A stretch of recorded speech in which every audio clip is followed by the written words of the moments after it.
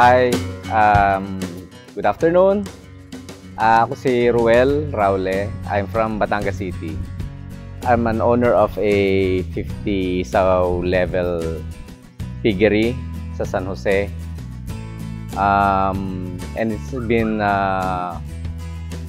running for 10 years now. Ang regret ko, sana nalaman ko ito before ako nag-start.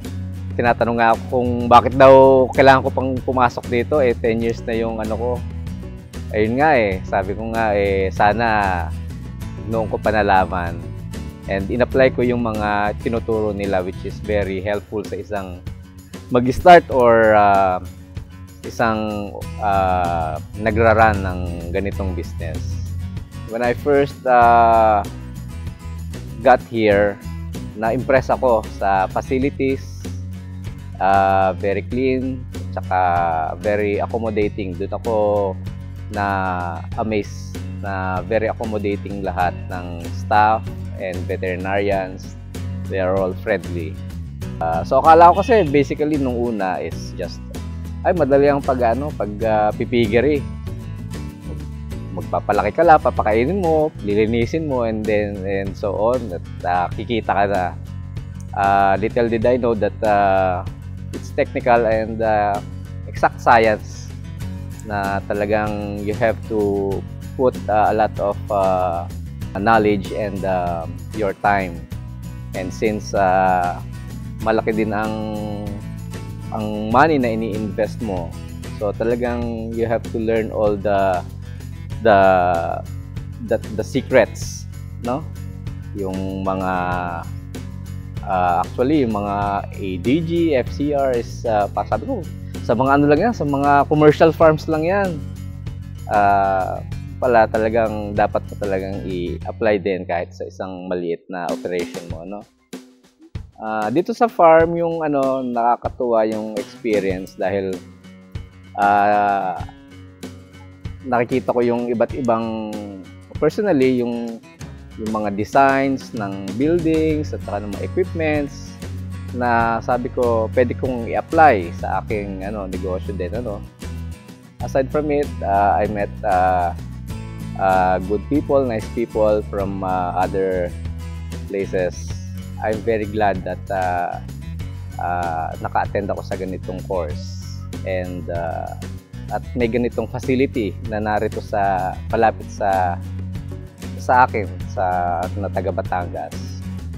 Yun siguro ang edge ng mga Batanggenyos and na meron dito sa Lipa City na ganitong International Training Center. Yun lang po. Maraming po salamat. Thank you. Good afternoon, I'm Hanalea Biarquis. I came from La Union, so it's my first time to engage in pig husbandry. So I asked my aunt kung ano yung mas pinakamagandang training center on pig husbandry, and she recommended me the ITCPH because ITCPH is one of the best pig husbandry training center.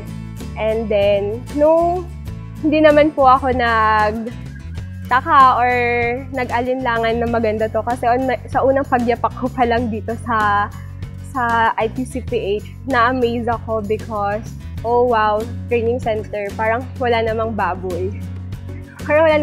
And then, on my first day, on second day and third day, that's full lecture. And then sabi ko, naboboring na ako. Hindi naman boring, but I found kasi na on pig farming kasi, it's interesting. It's hard but interesting. And then, nung nag-field na kami sa loob ng farm, super duper excited ako kasi hindi ko naman po alam kung ano talaga doon. So I want to learn new things. I want to explore. So I went here. And then nung pagpunta ko doon, nakita ko actual yung mga on proper management. I gain more knowledge, and then I just want to thank all my instructors, our instructors who are so patient and super bait na nagturo po sa amin, kay Doc Andaya, kay Doc Bong, kay Miss Ami, kay Ma'am Jenny, kay Engineer Ronnie, and to all staff of ITCPH, especially to director or CEO. Thank you for giving us an opportunity to have a training here in ITCP8. And also to our textmate, Miss Susie, thank you so much for walang sawang pagtitext sa amin kung walang katapusang registration. Honestly po, walang katapusang registration. And then, I found ITCP8 all staff na super bait talaga. Wala po akong nakita na masungit or something. Thank you po talaga. And also to all my classmates po, thank you for the 2 weeks of joy. Thank you for 2 weeks of bonding, although di naman to. And sana lahat po tayo ay maging mas successful and mas grow dito sa pig husbandry na ito. And again, thank you po sa ITCP8 family. Ako nga po pala si Joselito A. Mercado Jr. Nakatira po ako sa Lucena City. Meron po kaming farm na nasa Pagbilao, Quezon. Yung farm po kasi namin ay nasa 10 years pataas na po. Kaso yung sow level namin ay halos hanggang 90 sow level lang kami. Diba? Diba kung isipin parang kakaunti pa lang po yun. Kaya ang dream ko po talaga ay tumasa po yung sow level namin. Maging 150 sow level. Yan. Tapos ito, yung sa nakilala ko tong sa ITCP8 dahil sa munisipyo sa Pagbilao, Quezon. Ayun, pag-training po ako dito at marami po akong natutunan. Katulad ng sa castration, sa pagpili ng tamang breeders, at yung sa mga farrowing pen, sa bore pen.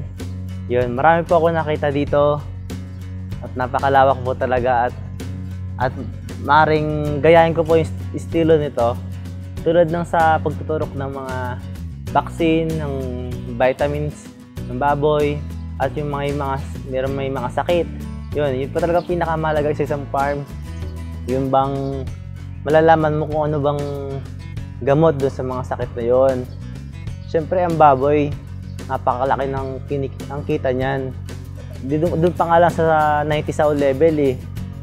Sabi ng ahente namin sa Atlas, nasa 150,000 a month dapat ang kinikita namin. O, diba? Kaso, yun nga po, marami po biglang pagkamatay agad, yung tinatawag na stamping. Papasalamat po ako dahil mayroon po ako mga module na nakuha dito. Yun po yung napakalaking tulong po sa akin. Dahil ako po talaga nung una talaga wala pa akong alam sa pagbababoy. Tapos yun nga po, dito po marami po ako natutunan.